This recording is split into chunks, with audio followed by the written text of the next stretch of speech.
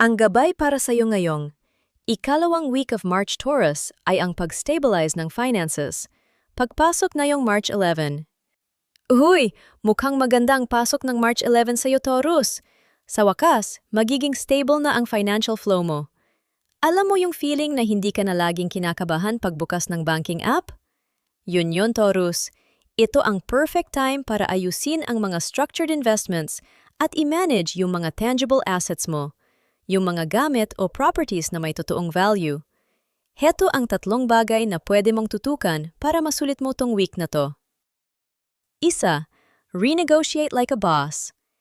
Dahil nasa position of strength ka na, Taurus, balikan mo yung mga lumang deals o kontrata.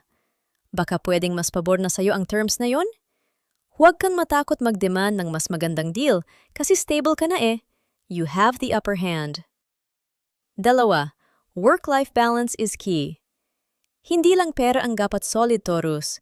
Dapat pati peace of mind mo.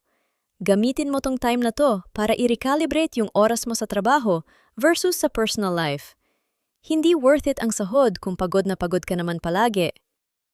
Tatlo, emotional at financial audit. Tanungin mo ang sarili mo, Taurus. Sulit pa talaga to? Maging sa pera man o sa emosyon, siguraduhin mong doon ka nag-i-invest sa mga bagay na solid.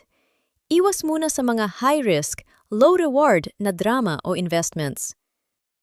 Tandaan, ang sarap sa pakiramdam nung hindi ka lang basta surviving, kundi nag-i-improve na talaga. Make sure na gamitin mo tong momentum na to para sa long-term stability, Taurus.